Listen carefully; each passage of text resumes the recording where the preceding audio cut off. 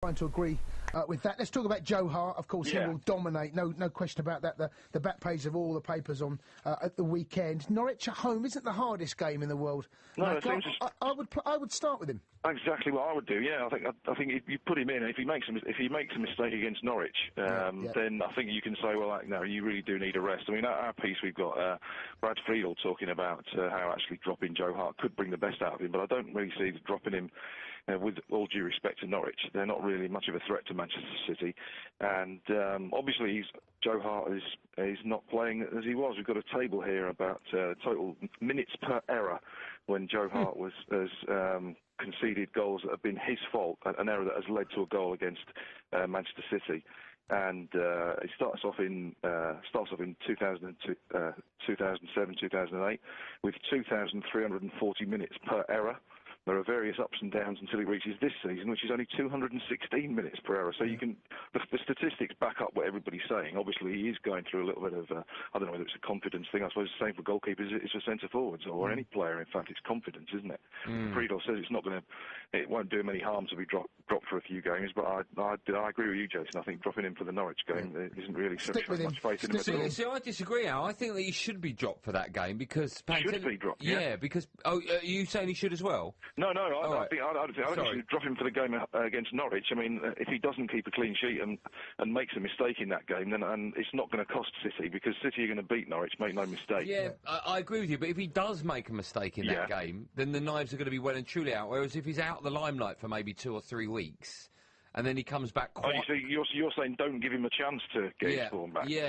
Drop him now and, no mercy. I just think with goalkeepers, it's so difficult to get that confidence back. If you every single time he comes for a cross, every time if he's in exactly the same scenario that happened at the Bridge when one of his defenders is running towards him with a striker breathing down his head, he'll make a decision, and it won't be judged on a reflex decision, which it should be. It'll be one judged on mistakes he's made, because they'll still be fresh in his mind. So hopefully he should learn from that. So he's their number one goalkeeper. When do you bring him back? Do you bring him back for a big game, or do you bring him back when they're playing Norwich, for example? If you bring him back for a game such as Norwich, then why drop him in the first place? Yeah, that's a good argument. I wouldn't bring him back for that game. I would give him a couple of weeks off. But then would you bring him back in a Champions League game or a game against one of the top 6? I would bring him back. I think they're away to Sunderland after they travel to CSK. They host CSK Moscow. I think Sunderland is their game. You all right, Jay? The unexplained. That was weird. So his mic just broke right in front of us. I would play him in that game away to Sunderland. I thought he was quiet. Yeah. Away to Sunderland. I'd play him in that one. Right. Yeah, I mean, he shouldn't be. But then again, Sunderland, that's quite an intimidating atmosphere, blah, blah. The crowd are on top of you, aren't they? It's going to be noisy, they're going to be up for it. That's not necessarily a great game to make you come back in either. I think if you are going to drop a goalkeeper, you can't drop him and then say, I'm going to bring you back then. That's the point. You're dropping him to just take him out the firing line. Just give him maybe. I don't think if they drop him, Jason, they're not going to drop him saying, well, you could be out for the rest of the season, are they? I mean, they're going to drop him for a few games. Yeah, but I think let him go on holiday. Some footballers do that. He ain't that bad. He's made a couple of mistakes. Let him to go to Dubai with a false beard and go to South America with sunglasses. I mean, come on. He's also had some very good games as well. Okay, let me paint a picture for you. Let's say he plays in that game, right? Yeah, against Norwich. And he makes an absolute howler. He drops the ball from across, and Norwich score a late equaliser, and it costs them 2 points. Yeah, but they're not going to score a late equaliser, are they? They might get a consolation goal to make it 4-1. I think that if you're going to risk him in a game, if you're going to risk him and say this is a test, then you risk him in a game which you, again, with due respect to Norwich, they are massive favourites to beat Norwich, and they should beat Norwich by 3 or 4. I agree with you, but let's say he makes a mistake at 5-0.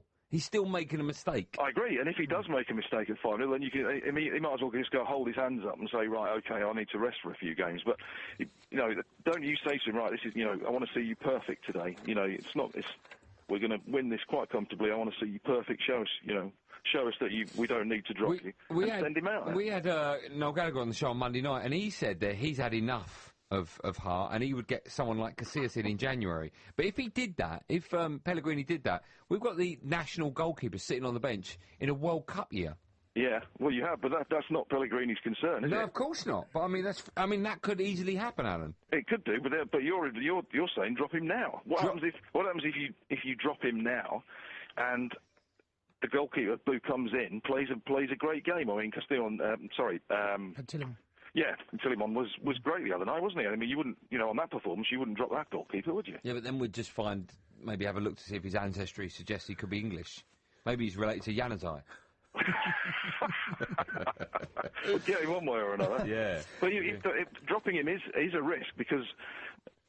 Now is not the time. I totally agree. If it had been Manchester United away or a massive Champions League game away where the game was huge, no disrespect to Norwich. In fact, yes, because this is a game that they will win, Manchester City. Yeah, and I think if he does make a mistake, there's really no harm done because they're going to score a few. Yeah, exactly. But if he does do that mistake, then he is basically saying to you, look, you're going to have to drop me because I'm just not doing well. Okay. Well, listen. Stay there, Al. I just want to get our listeners, if they've got a view on it, feel free to phone up 08717 22 and have your say on national radio. There's a story in The Guardian, Al. It says, signed by the owner of his manager's head for 1.7 million. Yeah. Rarely seen and well paid. Is it Velikonja, Cardiff's very own Bebe?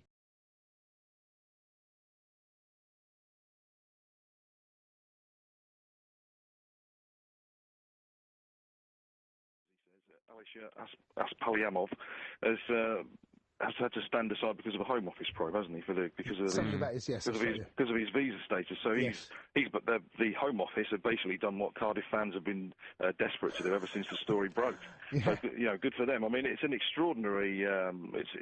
It's not quite. I know they're not related, but it's basically nepotism, isn't it? If I'm getting my man and he's going to do the job, whether you like it or not, regardless of his qualifications. And it's when you think about that, I mean, that 1.7 million is not a big transfer in the grand scheme of things. It's still a heck of a lot of money. And it is for a club like Cardiff. Yeah, Cardiff can ill afford 1.7 million.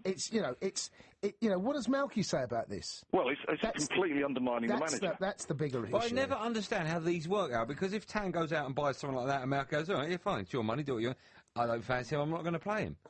I mean, because the next step is then the owner picking the team, and that surely can't happen. Well, it does do, don't you? Well, presumably you saw the 4-year plan about Queen's Park Rangers, where Flavio Briatore decided on what substitutes were going to be used and when they were going to be brought on. So it does happen, and I doubt very much whether that incident at Queen's Park Rangers was the only time that has ever happened at a football club. I mean, you would imagine that at the lofty levels of the Premier League it'd be a little bit more unlikely, but clearly it does and can happen. I mean, he's changed the club's colours, and if he wants this guy to play, I'm sure there are ways and means of him getting his own way.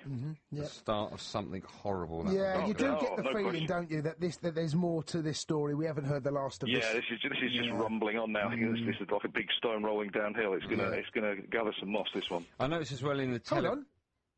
The Rolling Stones gather moss? No, this one is. Well recovered. Well done. The Telegraph got a story about Ray Clemence. It says former Liverpool and England keeper quits after lifetime in the game. You doing anything on Ray Clemence? No, we haven't really got anything on Ray Clemence. I mean, I always thought Clemence was a better goalkeeper than Shilton. That's just my unpopular opinion. But I'd much rather have had Ray Clemence in goal when at the big England moments, because I think in some of the big England moments, I don't think Peter Shilton covered himself in glory for the national team. Great goalkeeper though he was.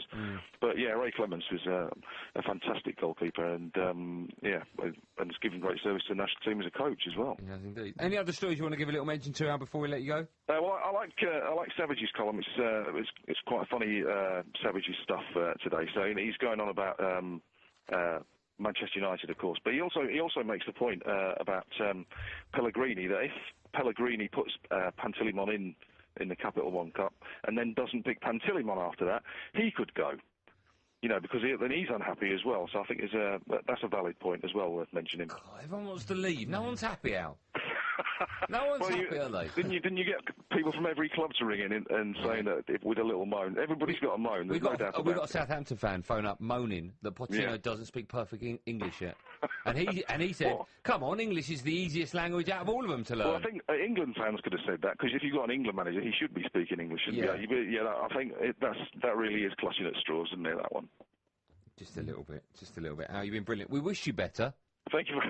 We wish you better. I feel so much better already. You sounded quite miserable when you came on. But now you sound wonderful. Al, listen, have a wonderful evening. Cheers, Al.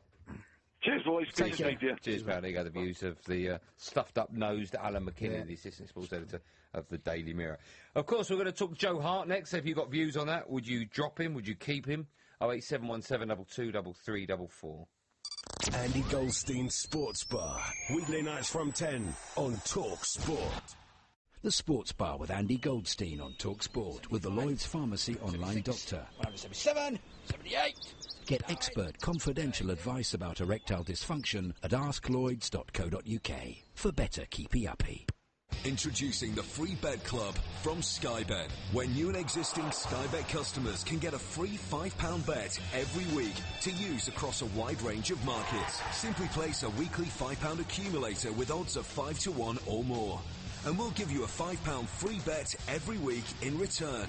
The Free Bet Club from Sky Bet. Open now to new and existing Sky Bet customers. Over 18s only. Exclusions apply. Free bets non-withdrawable. Please gamble responsibly. Gambleaware.co.uk. Order a half-price winter collection sofa now and it'll be handmade and delivered in time for Christmas. Guaranteed. DFS, making every day more comfortable. Is he all that? The hilarious new book from TalkSport's Adrian Durham. Available now from Amazon, WH Smith, Waterstones and direct from TalkSport.com. As modern men, we're all supposed to be able to talk about stuff, aren't we? Awkward stuff. Embarrassing stuff. Stuff like impotence or erectile dysfunction. Well, sorry, but a lot of us blokes can't talk about that. It's not easy talking about erectile dysfunction. Lloyds Pharmacy's online doctor is a discreet and easy way to find the help you may need. Complete our free online assessment for confidential expert advice. Don't avoid the problem. Visit asklloyds.co.uk today. Advice subject to assessment. Call it right on TalkSport with Sky Bet. What if it's their year? What if history is finally laid to rest? What if they get a break and find their form? And what if you have called it right? Listen to the Weekend Sports Breakfast every Saturday and Sunday morning for all the odds and expert speculation ahead of another sporting weekend. Call it right on TalkSport with Sky Bet, where new and existing customers who place a weekly £5 accumulator at odds of 5 to 1 or more get a free bet every week. Exclusions apply. The Press Pass with Des Kelly on Talk Sport. Join me, Des Kelly, for The Press Pass, the show that takes you behind the breaking stories with the best journalists, sport's biggest names, and the definitive word on the weekend's football. The Press Pass, Sunday afternoon from 6 on Talk Sport. You're listening to the Sports Bar on Talk Sport with the Lloyds Pharmacy online doctor. Get online expert confidential advice about erectile dysfunction at asklloyds.co.uk.